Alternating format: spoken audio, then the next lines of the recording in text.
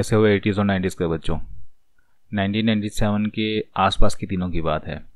उस दिनों मेरे घर पे केबल कनेक्शन नहीं हुआ करता था। दोपहर को दूरदर्शन देखना बहुत अच्छा लगता था।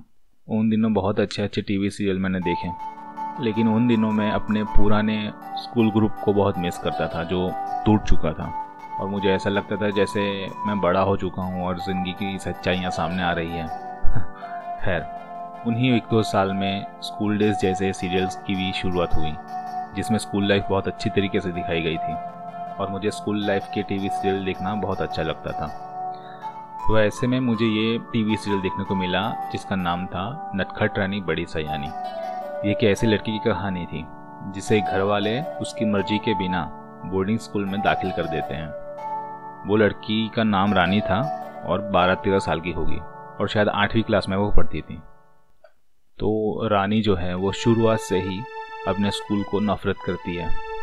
हॉस्टल में, स्कूल के पैसेज में, गार्डन में, प्लेग्राउंड में रानी अकेली ही घूमती है। लेकिन रानी बहुत हिम्मत वाली होती है।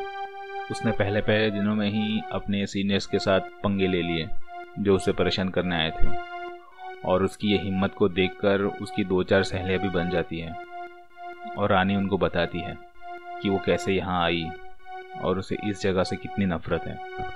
वो यही चाहती थी कि किसी तरह से स्कूल वाले उससे परेशान हो जाएं और उसे वापस घर भेज दें। यही उसका मास्टर प्लान था। इसीलिए वो सबसे झगड़ती रहती थी।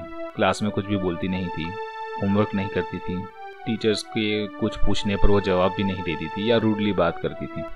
तो इस सिंपल और क्यूट से कॉन्सेप्ट पर पूरी स्टोरी आगे बढ़ती है। रानी का आधा साल तो इसी में बीत जाता है। उसकी सहेलियों को जो सीनियर्स परेशान करते थे, रानी उनसे लड़ती है। इस तरह रानी को स्कूल में लोग पहचानने लगते हैं और रानी अभी भी स्कूल से नफरत करती है। अभी भी वो किसी तरह से स्कूल को छोड़कर जाना चाहती है। फिर स्कूल के ईयर एंडिंग में कॉम्पिटिशन शुरू हो जाते हैं। स्कूल टीचर रानी को जबरन कोई गेम में या कोई स्पीच कॉम्पिटिशन में डाल देते हैं। वहाँ रानी का ग्रुप और सीनियर का ग्रुप दोनों आमने सामने आ जाते हैं और रानी का ग्रुप जीत जाता है। इसी तरह रानी स्कूल में फेमस हो जाती है और उसकी अच्छी अच्छी सहेलियाँ बन जाती हैं। और रानी मन में ही सोच लेती है कि अब वो स्कूल से नहीं जाएगी, अपना पूरा स्कूलिंग यहीं से कंप्लीट करेगी। उसकी जो नफ़रत थी, जो उसके विचार थे, वो सारे बदल जाते हैं। यही इस सीरियल का हैप्पी एंडिंग था। बहुत सुंदर सा सीरियल था। इसका टाइटल सॉन्ग भी बहुत फेमस था। अगर आप यूट्यूब पर ढूंढेंगे तब को मिल जाएगा, वरना आप कमेंट में बताइएगा, मैं उसकी लिंक आपको रिप्लाई कर दूंगा। इस सीरियल के ख़त्म होने के बाद भी मैं उसको भूल नहीं पाया। उसके जैसे दिखने वाली लड़की हमारे क्लास में पढ़ती थी 2 साल पहले, और क्लास टीचर जो थे हमारे, वो कुछ उस सीरियल के क्लास टीचर जैसे ही थे। इस तरह मुझे भी वो सीरियल बहुत रिलेटेबल लगने लगा था। मज़े की बात यह है कि सालों के बाद जब इंटरनेट एक आम बात हो गई, मैंने देखा कि फोरम और याहू आंसर के ज़माने में लोग इस टीवी सीरियल के बारे में बात करते थे। पहले मुझे लगा था कि मैं अकेला ही इस टीवी सीरियल का फ़ैन हूँ, क्योंकि जब यह सीरियल शुरू हुआ था किसी को भी इसके बारे में बात करते सुना नहीं था।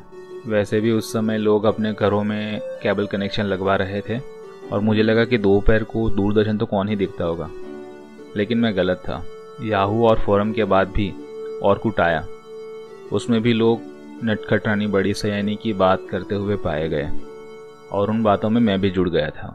अब इस फेसबुक और इंस्टाग्राम के ज़माने में भी ग्रुप्स में लोग कभी कभी इस सीरियल के बारे में पोस्ट कर देते हैं।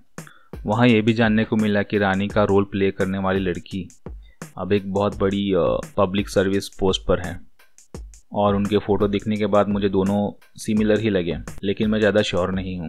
तो मैंने उनसे कांटेक्ट करने की कोशिश की, लेकिन आगे कुछ पता नहीं चला। एक और बात, अभी पिछले ही महीने नटखट रानी का टाइटल सॉन्ग देखकर मुझे पता चला कि इसके जो डायरेक्टर है उनका नाम है सलीम आरिफ। थोड़ा गूगल करने पर पता चला कि वो अभी भी थिएटर से जुड़े हुए हैं और सोशल मीडिया पर एक्टिव है। तो मुझे किसी तरह से उनका मेल आईडी मिला। मैंने उनको मेल किया कि भाई नटखट रानी फिर से यूट्यूब पर आ सकता है कि नहीं, और सरप्राइजिंगली उनका रिप्लाई आया। मुझे बहुत खुशी हुई, लेकिन मैं जानता था कि नटखट रानी के राइट्स जो हैं वो दूरदर्शन के पास ही होंगे, और सलीम जी ने भी यही बताया। दूरदर्शन को खैर मैं सालों पहले ही मेल कर चुका हूँ इस सीरियल के बारे में, वो भी हम सब ग्रुप में डिस्कस करते थे। लेकिन इस बात की खुशी हुई कि जिस सीरियल को हम लोग भूले नहीं, उसके डायरेक्टर से एक छोटा सा संवाद हुआ। ये अमेजिंग था। खैर, ये थी नटखट रानी बड़ी सयानी की मेरी कहानी।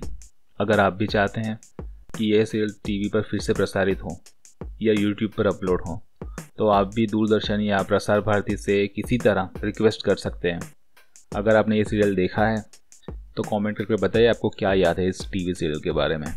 वैसे कंपैरेटिवली बहुत कम लोग होंगे जिन्होंने ये सीरियल देखा है, तो अगर आपने इस वीडियो को पूरा देखा है, आपको टीवी सीरियल के बारे में याद है, तो ज़रूर लाइक कीजिए। मिलते हैं अगले वीडियो में।